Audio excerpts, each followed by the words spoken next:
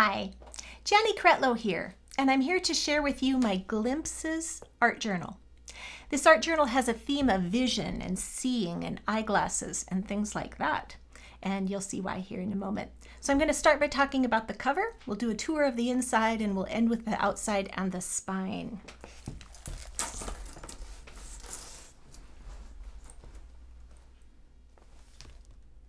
So the cover of this art journal spells out the word glimpses using different letters from different alphabet sets that I had.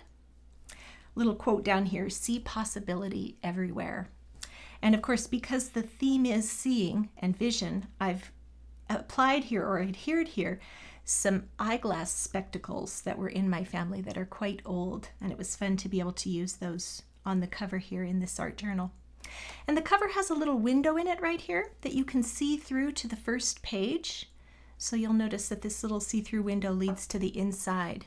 And you'll also notice that on the inside of this art journal, the pages are see-through. And I'll explain in a minute here how that works and how I did that. So anyway, you can see through the front cover to the front page. And if I put a piece of white paper, behind here, it's a little more clear to see that these pages are see-through.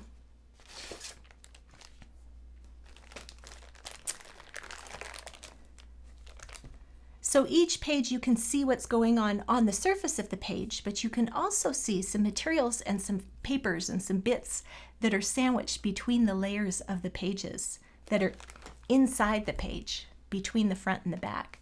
And so I want to show you how I did that. I got the inspiration for this journal from this magazine, Somerset Studio, February, March, and April of 2020. And on page 34, there was an article called A Crinkle in Time, and it explained how to do this technique.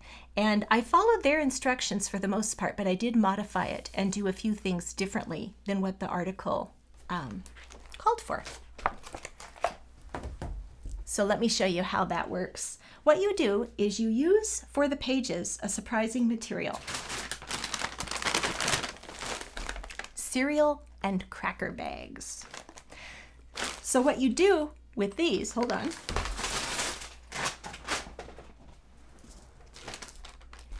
You cut the top and the bottom off of the bag. You clean out the inside and let it dry, obviously. And what you have then is a sleeve like this. You put inside the sleeve bits of fabric, lace, thread, paper, whatever you'd like to go inside, and you iron it with a piece of parchment paper over the top, of course, so that it doesn't stick to your iron. But what it does is it melts the two pages together and sandwiches in between them the objects that you've put inside. And what you end up with is something like this.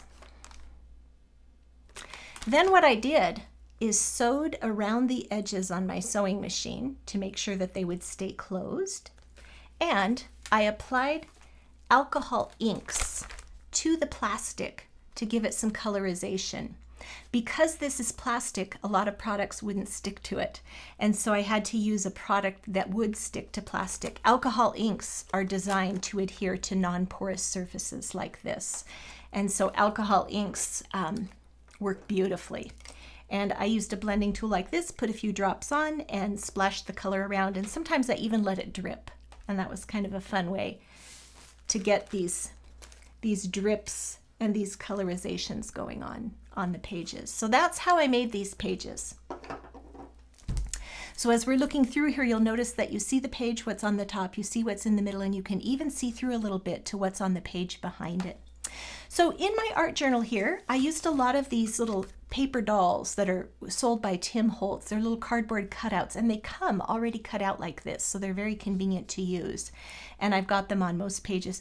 You'll notice that I also use a lot of postage stamps. I get real postage stamps from a stamp collector who already has these stamps. They're really plentiful stamps that aren't really worth much, and so I use them in my art, and so just about every page will have those. A few pages have little pullouts, like this postcard that I put coffee dyed paper on the back, but you can see the old-fashioned handwriting there. And I used lots of little fabric and lace bits.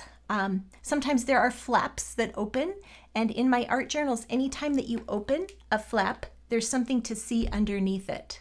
So I always want for there to be a reward when you take the time to open a flap, that you get to see something that was previously hidden. On the back side, there's another flap.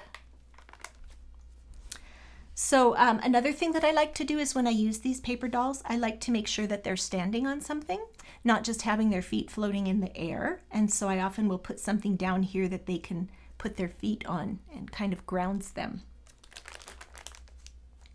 I used quite a few die cuts throughout this art journal and other little things, like this is some netting. These ladies are seated on a piece of washi tape. I also like things to stick out on the edges so that people know where to grab to turn the page. And you'll notice that my pages are all different sizes. I think that's a fun way to make my art journals just a little quirky and a little unusual. Little shell over here. Behind this couple is a little pull-out. It's a piece of coffee dyed paper that opens out. And a little pair of eyeglasses.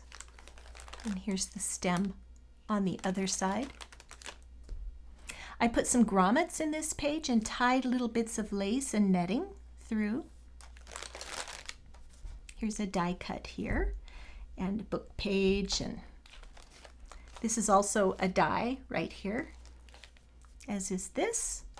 This little envelope is made from a tea bag that I laminated using a technique that I found online, and it's got some little stamps and tickets inside. Another die here, a little bit of a lace tablecloth. Here's a little dangle. So again, just bits of paper, bits of fabric, bits of lace, mixed in with Tim Holtz paper dolls. Here's a real feather. So each page has its own little personality, but the color scheme is consistent throughout. Here's some buckle from a pair of pants. And again, I always like to have the people standing on something or seated on something. This little envelope here is kind of fun. I have a little punch that punches out little envelopes, and it's got a little note inside, the little charm dangling from a tiny little paper clip. And when you open this up, it actually has a little quote inside there.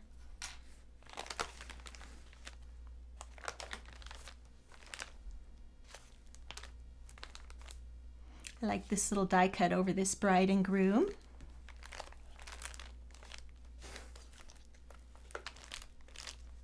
Here's the center of that group of pages where I tied it into the book. There's another little pocket that I have, a little coupon inside of it. Little piece of coffee dyed paper tucked in behind there. This is actually duct tape here. Tissue paper. So there you have it. That's the inside, but I want to show you the outside and the spine because there's some fun things going on here. How I did the cover and the back is I used chipboard, and I used Mod Podge to apply different postage stamps and bits of paper, and then I applied ink layers and paint layers, and I applied some texture paste through a stencil. And that's the white stuff that you see here. I scraped it through with a credit card and then applied some ink to the top of that after it was dry. So that's how I did the front and the back cover. So I want to show you a few things on the spine before we wrap up. I have a little bundle of dangles here that dangle off the spine, and it contains some fibers as well as some little charms, little beads, little doodads that look pretty and tied in with the colors. But there are a couple of things in here that are kind of special. I used some little alphabet beads to spell out the word glimpses, and each bead is a different size and shape, but it spells out the title of the book, just like on the cover where it says glimpses. And at the bottom of that is a little eyeball eye charm made out of brass. And it's also got a really cute little magnifying glass that's miniature. And it's brass and real glass, and it really works. It's on a little chain. You could actually pull it out and use it, and it's functional. I've also got a little pair of eyeglass frames on here that are about doll size, And I just like the idea of having more references to eyes and eyesight and glasses. So that was fun to do. There's a little bundle on here of dog tags as well. And the dog tags spell out letters, or spell out words rather, that have to do with this art journal. Words like eyes, photograph, read, beauty, reveal, over, under, behind, and through. And so as you think about the pages of this art journal, those words carry meaning and help explain what you're seeing when you're looking through this art journal. But the other thing that's here on the spine is this little miniature book that's in a pocket here. And when you slide the book out, it says on the cover glimpse, and it gives a dictionary definition of the word glimpse. When you open up the book, it's just got a few pages in it. Here's an old eye chart and a chart that doctors use to check your vision. And here's how eyeglasses were patented.